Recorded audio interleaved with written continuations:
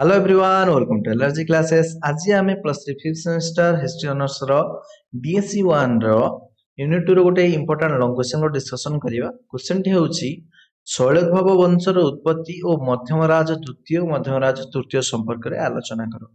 अच्छा, ए question T रो answer बहुत टिके लंबा रहिबो। तम एग्जाम रे एथिरे किछि जिंस अल्प आसी थाई परियो हला। तो शैलद्भव वंश विषय लेखो जहाँ भी किछि तमे सेटा छोट करके लिखि परियो। क्वेश्चन रे जदि किछि पार्ट पार्ट आसी तो हमें छोट करके लिखि परियो, किंतु पढ़िला बेलକୁ ଆମେ ଟିକେ बड़ करके पढ़िथियो जहाँ फल कि जेमिति आसीबो जो भले क्वेश्चन आसीबो हम ताको लिखि परियो। आरंभ करिवा। देखो प्रथम पचास उत्पत्ति कथा आगे टिके डिस्कशन करदवा। ख्रीष्टीय षष्ठ शताब्दी शेषार्ध को ख्रीष्टीय शताब्दी ओके षष्ठ शताब्दी शेषार्धरु अष्टम शताब्दी मध्य युग पर्यंत शैलद्भव राजवंश कंगोदरे राजत्व करते। कौट राजत्व करते? कंगोदरे। कलिंग और उड्रर मध्यवर्ती अंचल थिला कंगोद। कंगोद कौट थिला? कलिंग और उड्रर मध्यवर्ती अंचल रे। यह महानदी ठारू महेंद्रगिरी पर्यंत परिव्याप्त। शैलद्भव माने कंगोद मंडल जोड़ा कि वर्तमान कहू गले कौटा ना पुरी, खोर्धा, नयागढ़, गंजाम, गजपति एगुड़ा को नहीं गठित कौटा जो कंगोदगढ़ मंडल कहुच्छी। यही सब अंचल से माने शासन करुले। कौ माने? शैलद्भव माने। शैलद्भव राजवंशर अद्भुत पूर्वर ओडिशार विभिन्न अंचल केतेक स्वाधीन राजवंश राजत्व करुले। ख्रीष्टीय प्रथम शताब्दी शेष भाग में चेदी राजवंशर पतन पर ख्रीष्टीय द्वितीय शताब्दी रे कलिंग सातवाहन वंशर शासनाधीन होइथिला। ठीक अछि। तो चेदी प्रथम शताब्दी शेष भाग में चेदी राजवंशर पतन पर द्वितीय शताब्दी कौन हो गला ना सातवाहन वंशर शासनाधीन होइथिला। ख्रीष्टीय द्वितीय शताब्दी रे मुरुंड माने राजनीति करथिले। मुरुंड राजा महाराजाधिराज धर्म दामोदर मगध और कलिंग अंचल रे आधिपत्य विस्तार करथिले। शिशुपालगढ़ आविष्कृत तांकर एक स्वर्ण मुद्रा और भद्रक प्राप्त महाराजा गणभद्र प्रस्तर अभिलेख ओडिशार ख्रीष्टीय तृतीय शतक मुरुंड राजत्वर सूचना मिली थे। ठीक अच्छे। आ चतुर्थ शताब्दी कथा कहवा ना से कौन होता ना गुप्त सम्राट समुद्रगुप्त शासन करते। दाक्षिणात्य अभियान प्रत्यावर्तन करने से समुद्रगुप्त पलि गले कौटी दाक्षिणात्य आड़े पलि गले से कलिंगर माठर राजवंश पलि आसला। माठर वंशर पतन पर ओडिशार ख्रीष्टीय षष्ठ सप्तम शताब्दी विभिन्न राजवंशर अभ्युत्थान होइथिला। दक्षिण कोशल सरवपुरीय राजवंशर शासनाधीन है। कलिंगरे वासिष्ठ वंश राजत्व कला। तापर सेठारे दुर्जय वंश शासन प्रतिष्ठा कला। एमानक राजधानी थिला पृष्ठपूर्व। ख्रीष्टाब्द 498 बेलू प्राची और पूर्व गंगवंशी राजमान शासन कले। पढ़ी या पूर्व अवतारे पूर्व गंगवंशी माने शासन कले। दंतपुर थिला सेमानकर मध्य राजधानी। पुरी और गंजाम जिला को नहीं गठित उत्तर कलिंग जहां कि कलिंग राष्ट्र कह जाउछेला रे विग्रह वंश शासन करथिले। तांको परे मुदगजमान शासन कले। ख्रीष्ट सप्तम शताब्दी पुराना शासन कर एगुड़ा तो चाहिए तो काटी दियो किसी दरकार नहीं लिखे कौन कर। दक्षिण कलिंगर दुर्जय राजा पृथ्वी महाराज उत्तर और दक्षिण को तोषाली अधिकार करते। बैतरणी नदी पर्यंत निजर क्षमता विस्तार करते। गौड़र राजा शशांक प्राय ख्रीष्टाब्द 612-617 पृथ्वी महाराज परास्त कर तोषाली अधिकार कले। यह अंचल प्रथम सोमदत्त और तांको परे भानुदत्त प्रशासक रूपे शशांक नियुक्ति देते। यहाँ शशांक कंगद अधिकार कले।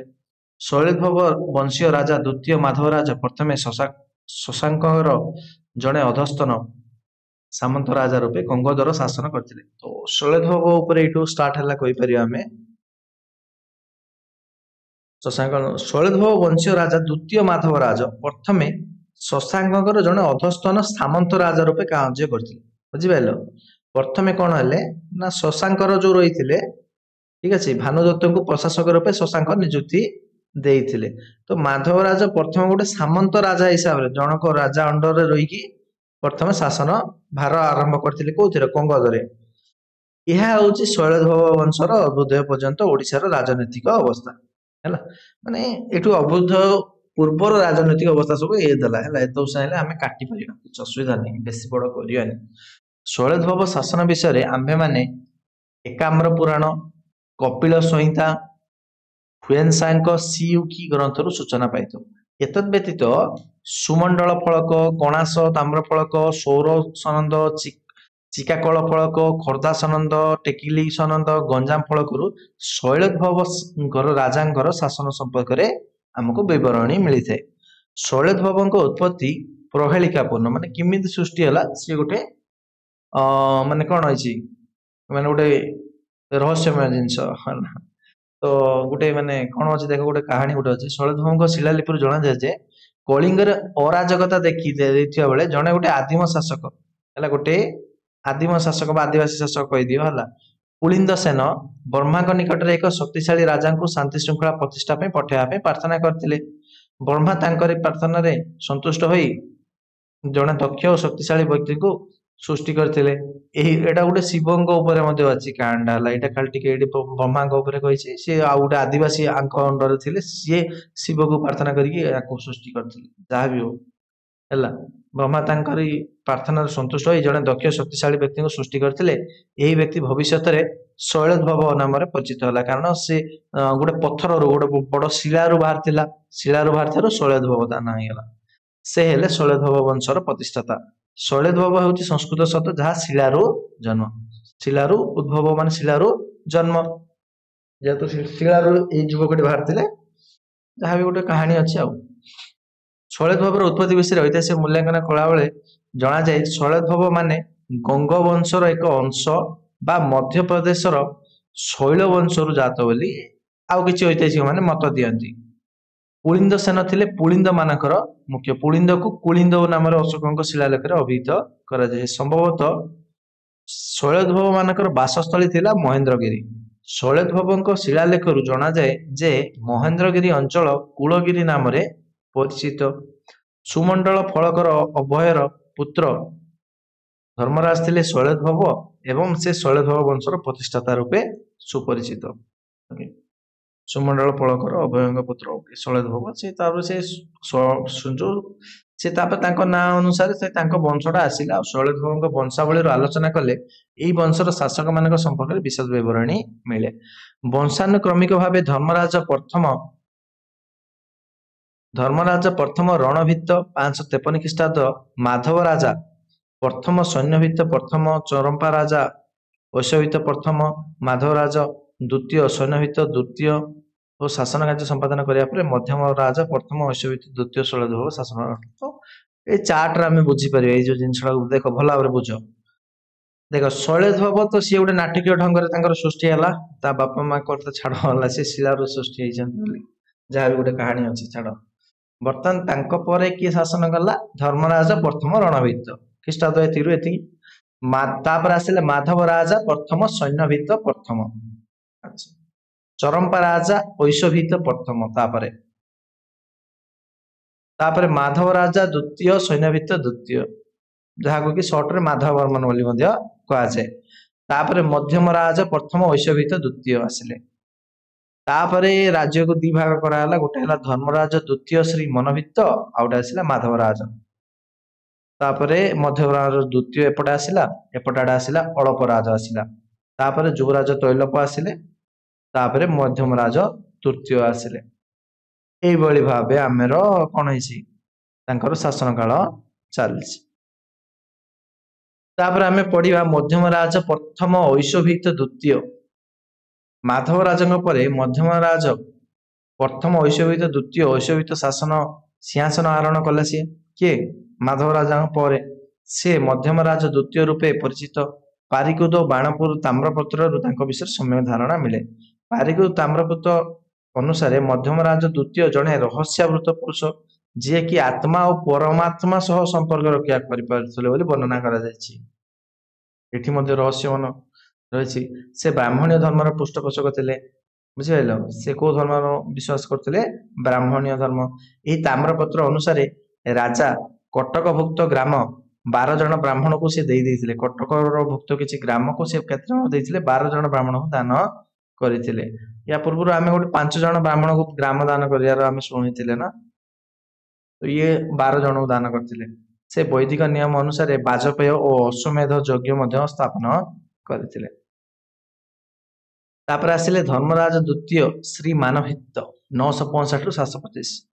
वैश्यभित्त द्वितीय मृत्यु पर धर्मराज द्वितीय माधवराज अच्छा धर्मराज द्वितीय और माधवराज दी भाई मध्य सिंहासन पर युद्ध है।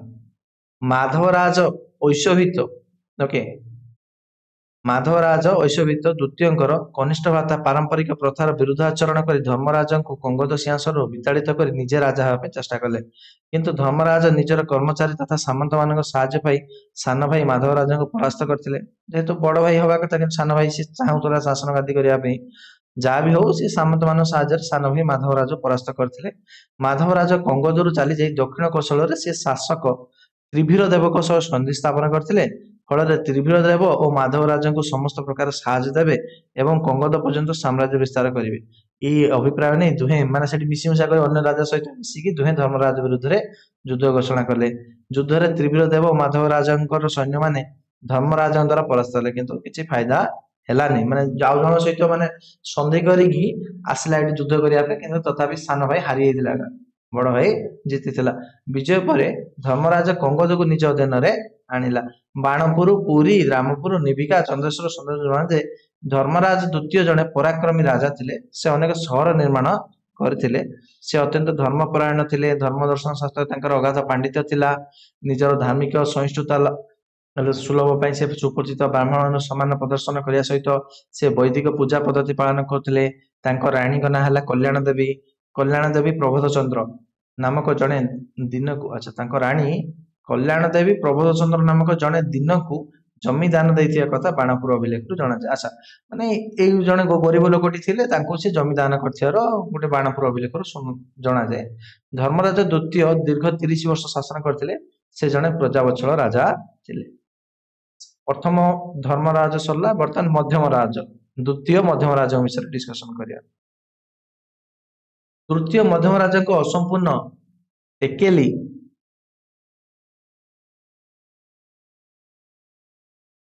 ताम्र शासन द्वितीय धर्मराजा परवर्ती शैलद्भव राजा मान संपर्क सूचना मिले। द्वितीय धर्मराजा पुत्र द्वितीय मध्यम राज ख्रीष्टाब्द 725 सिंहासन आरोहण कला। अन्य नाम थिला रणक्षेप टेकेली ताम्र शासन जड़े साहसी विलासी राजा रूपे वर्णना कर साहसी भी विलासी भी राजत्व ख्रीष्टाब्द 736 क्षेमंकर देव तोषाली भौम राजवंश प्रतिष्ठा करते। राजत्व समय ही क्षेमंकर देव तोषाली कौन हो भौम राजवंश सी प्रतिष्ठा करदे। संभवतः से द्वितीय मध्यम राजा को परास्त कर कंगद अधिकार करते। ख्रीष्टाब्द 750 सुधा कंगदर शैलद्भव राजत्वर अवसान घटी जनाए। भौम वंश आसला हटे देते कारण द्वितीय मध्यम राजा पर उत्तराधिकारी मान कंगदर राजत्व करते कि आउ गोटे जगह को पलि विताड़ित होटे को जगह जाकि शासन कर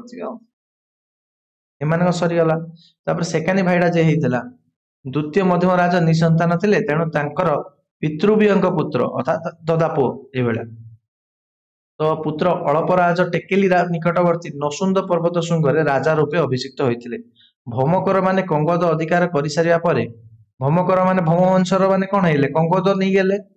तापर अल्पराज गंग शासित कलिंग आश्रय नहीं से पूर्व गंग राजा अधीनस्थ सामंत राजा रूपे हो रहीगला से अंडर को पलैगले निजे देखिले पारे युद्ध जीति पारे से जो पूर्व गंग राजा मान अधीन को पलैकी सामंत राजा रूपे शासन कर चलते दिन बंची तापर तृतीय मध्यम राज अल्पराजा पुत्र युवराज तैलप अकाल मृत्यु होता तेणु अल्पराजा पर पौत्र